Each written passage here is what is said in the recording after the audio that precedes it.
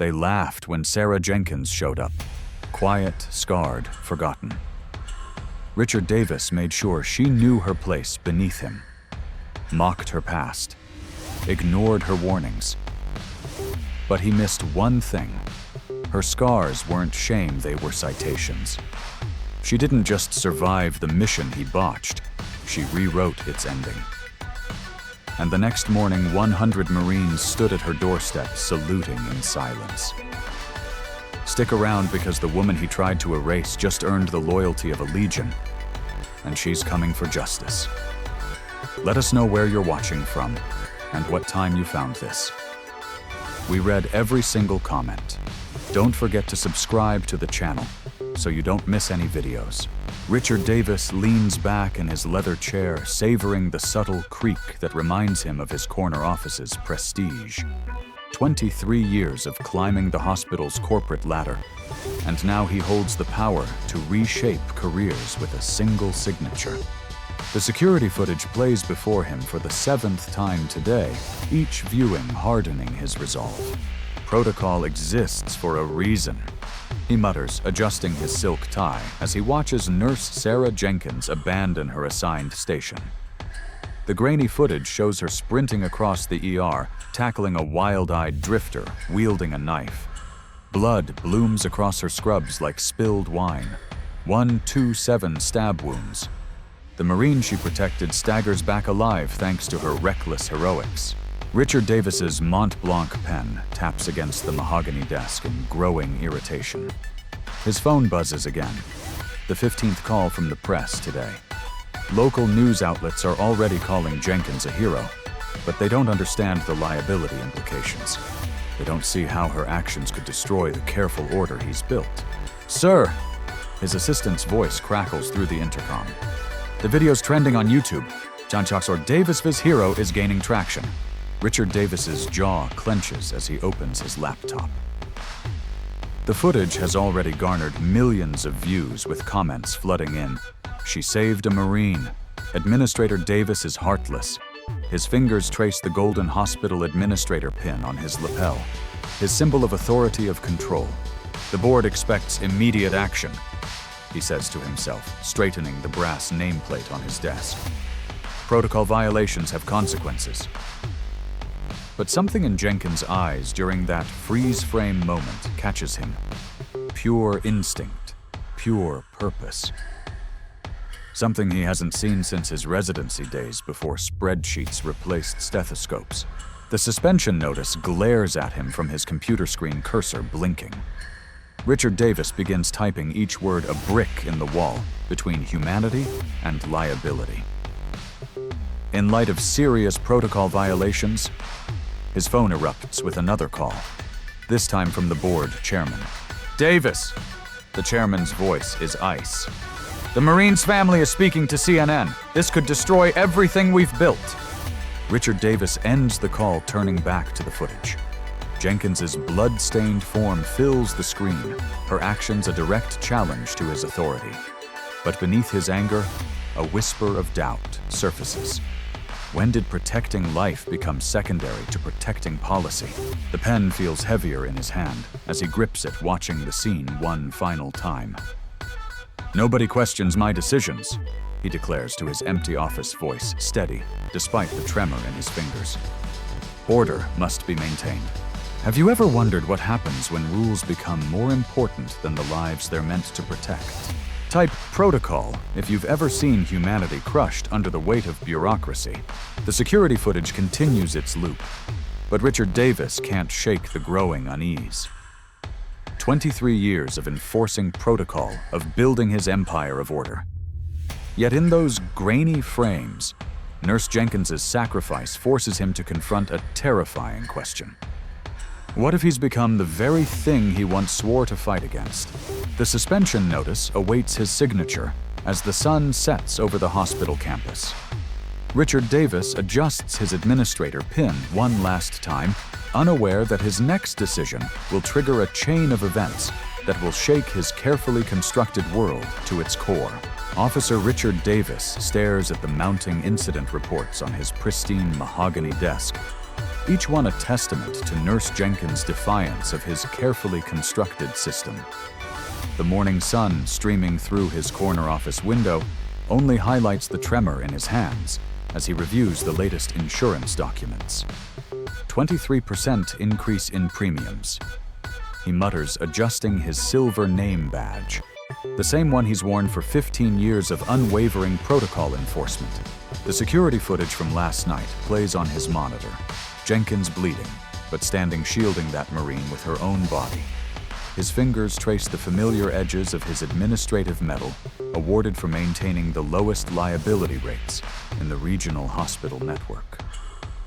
Chain of command exists for a reason, he whispers, remembering his own military father's words.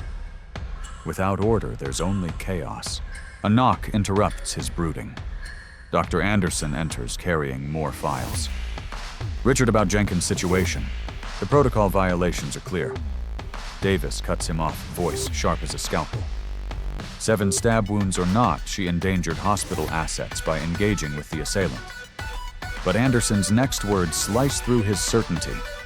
Did you know she's worked every holiday shift for 3 years, takes the hardest cases, the staff's calling her the guardian angel? Davis's jaw clenches. Guardian angel. The phrase triggers a memory his first year as an administrator, watching a young nurse break protocol to save a coding patient. He'd praised her then. When did numbers replace names? When did liability become more valuable than life? His computer chimes with an email from the board. Exemplary cost management record. Continue enforcement. The words that once brought pride now taste like ash. Davis pulls up Jenkins' personnel file, scanning past achievements.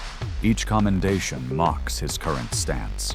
A research paper catches his eye. Impact of rigid protocol enforcement on healthcare outcomes. The statistics blur before him. Increased mortality rates, decreased staff morale, higher turnover. His hand trembles as he reaches for his badge, its weight suddenly suffocating. The security feed still loops Jenkins, blood-soaked but unbowed. Like his sister years ago, before budget cuts closed the trauma unit where she worked. Before she quit medicine entirely. Type rules if you've ever chosen protocol over people, his social media manager had suggested for today's internal newsletter. The words mock him now. Outside his window, reporters gather. Someone's leaked Jenkins' story. Hospital hero trends on local networks. Davis watches a young nurse stop to speak with them, her badge gleaming in the sunlight, just like his sisters used to. His phone buzzes, another board message. Maintain position. Legal liability significant. But all he sees is Jenkins' face, determined despite the wounds. All he hears is his father's voice. Leadership isn't about rules, son. It's about people. The morning sun catches his badge again, reflecting onto the pile of incident reports. Each one shows positive patient outcomes despite protocol breaches. Each one bears Jenkins' signature. Each one represents a life saved.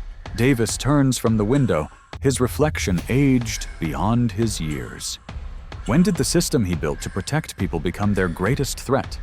The answer lies buried in budget reports and liability forms in the cold arithmetic of corporate healthcare. His fingers hover over Jenkins' termination notice. The cursor blinks, waiting. In his mind, his sister's voice echoes. Remember why you chose medicine, Richard. Did he? Or did he choose power instead?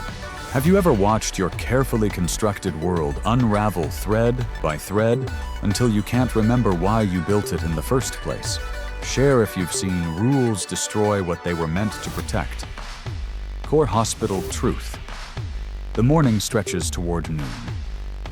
Richard Davis, hospital administrator, sits alone in his office, surrounded by the paper empire he's built. But for the first time in 15 years, he questions whether he's been its master or its slave. Richard Davis stalks through the emergency room's fluorescent-lit corridors, his polished Oxford shoes clicking against the linoleum with each step that feels heavier than the last. The security badge hanging from his neck seems to burn against his silk tie as another notification buzzes on his phone. Stand with Sarah has jumped from local to national trending. His fingers tremble slightly as he dismisses the alert, only to find 3 missed calls from the hospital board. The same board that had praised his cost-cutting measures just last week now wants urgent clarification about the Jenkins situation. Richard Davis's chest tightens as he catches his reflection in a glass partition. The same confident posture he's maintained for 15 years as hospital administrator suddenly looks brittle, like a facade ready to crack.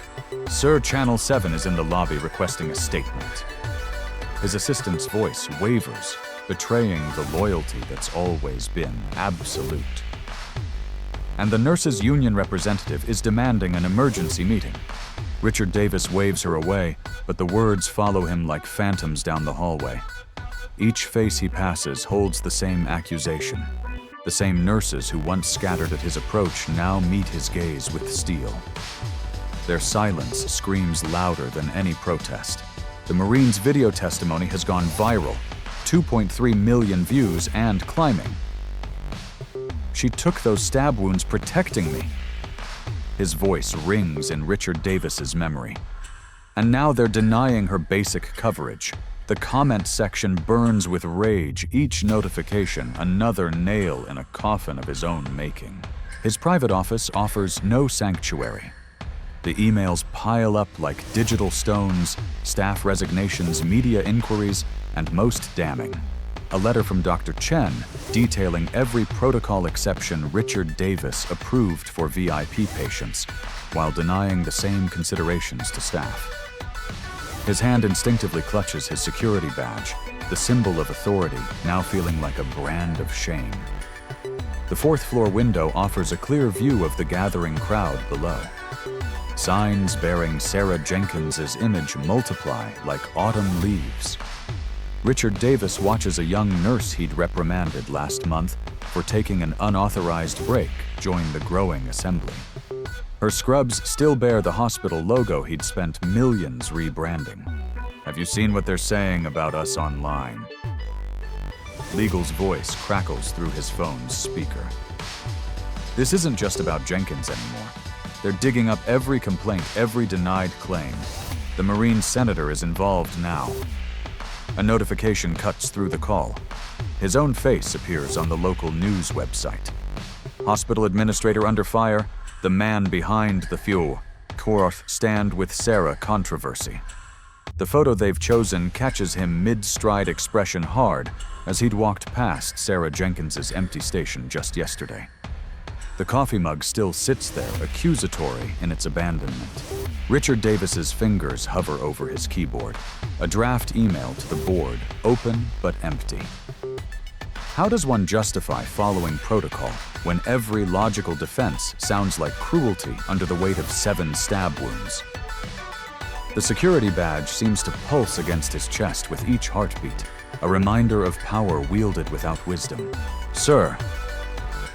His assistant's voice through the intercom sounds distant. The Marine's lawyer is here with documentation of 17 similar incidents under your administration. And, sir, the staff is organizing a walkout. Type conscience if you've ever watched someone's carefully constructed world crumble. The setting sun paints his office in blood-red hues as Richard Davis faces the growing realization. He's not just losing control of the narrative. He's losing the very authority he sacrificed his humanity to maintain. Each passing hour brings another crack in the foundation. Another voice joined to the chorus, demanding accountability. His security badge catches the dying light, reflecting a truth he can no longer ignore. Sometimes the highest cost of doing business is the price we pay with our souls. Richard Davis grips his leather chair, knuckles white, as he watches another Marine join the formation outside Valley General. The morning sun glints off their brass buttons, each reflection stabbing at his conscience like Sarah Jenkins' wounds. His security chief's voice crackles through the intercom, tense and uncertain. Sir, CNN just arrived. We're counting 37 Marines now.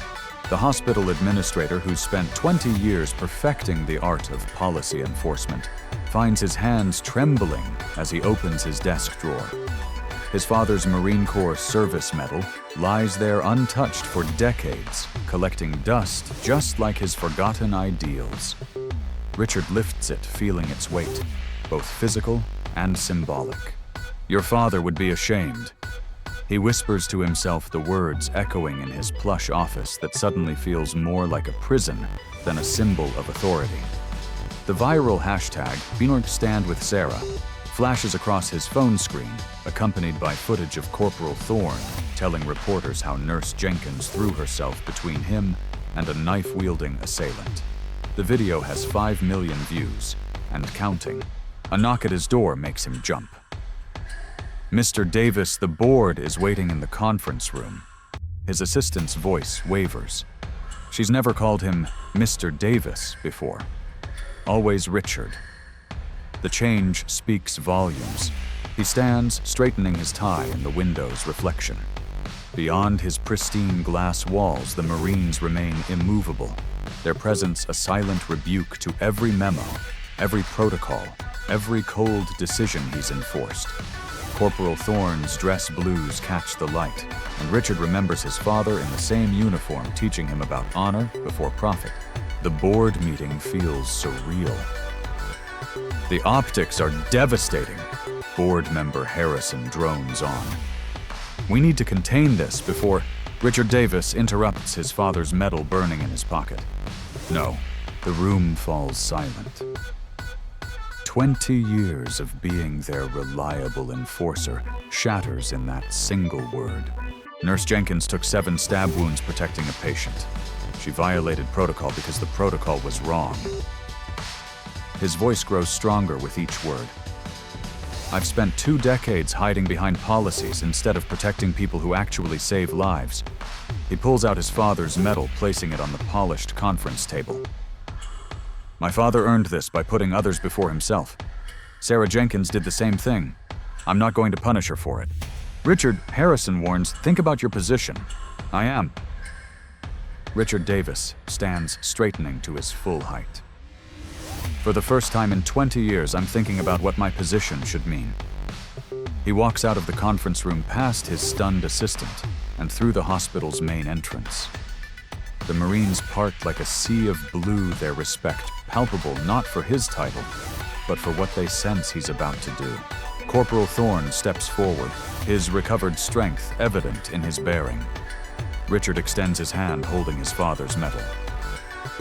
"Your generation reminded me what this stands for. Thank you." The media swarms, cameras flashing.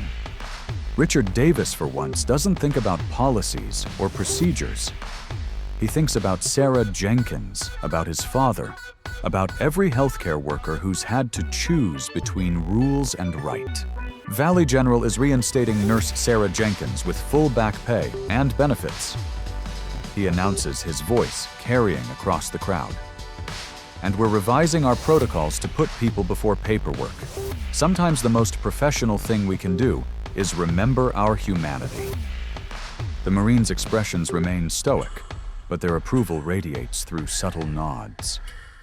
A young nurse breaks into tears. Somewhere in the crowd, someone starts clapping, and the sound swells like a wave of change. Richard's phone buzzes. The board, undoubtedly. He silences it without looking.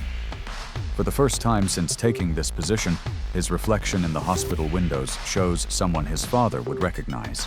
Share this moment of redemption with winging and healing change, if you believe in choosing right over rules.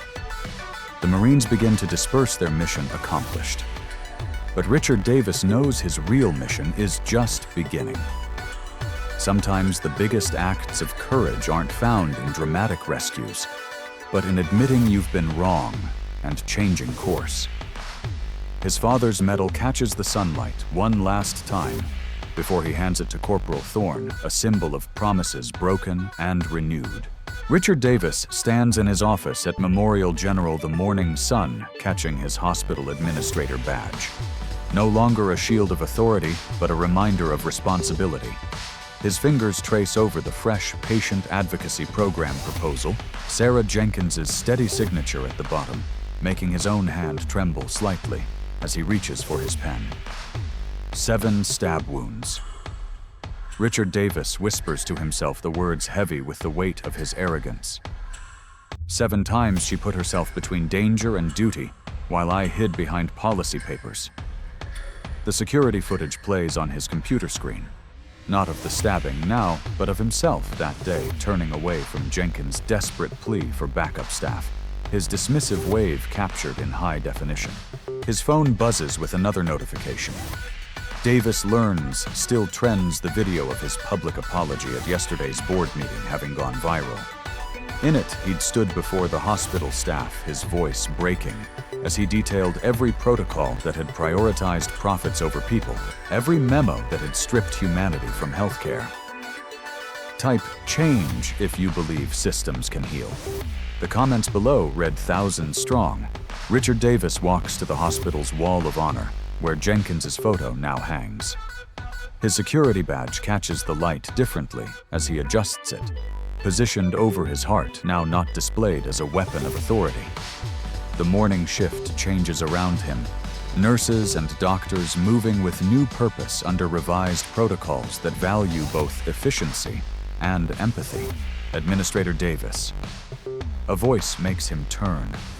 Jenkins stands there back on duty, her uniform crisp despite the barely healed scars beneath. The board approved the full proposal, every point. Because of you. Richard Davis manages his voice thick. You showed us what it means to truly care for patients. I spent years building walls with protocols while you took 7 stab wounds to protect 1 life. The hospital buzzes with mourning activity. But in this moment, Richard Davis feels the weight of transformation. His badge no longer represents power. It symbolizes service. The ultimate truth hits him with stunning clarity. Systems don't just need management. He says both to Jenkins and to himself, they need heart. They need healing too. Later that afternoon, Richard Davis stands before his office mirror, adjusting his badge one final time. The proposal implementation meeting starts in 10 minutes. His phone lights up with one last comment on his viral apology. Share if you believe one person's courage can change an entire system. The healing starts here. 7 stab wounds taught me what courage costs. Richard Davis reflects his words, carrying the weight of genuine remorse and newfound purpose. But Jenkins taught me what leadership means. He steps out of his office ready to build a system that protects both protocols and people, knowing that sometimes the greatest strength lies in admitting when you were wrong. Comment 1 if you believe systems can change when leaders learn to lead with heart. The setting sun catches his badge as Richard Davis walks through the ER. The same corridors where he once wielded policy like a weapon now echo with the sound of compassionate care. Sometimes he realizes the most powerful truth is the simplest healing isn't just for patients, it's for the healers, the systems, and even the administrators who lost their way.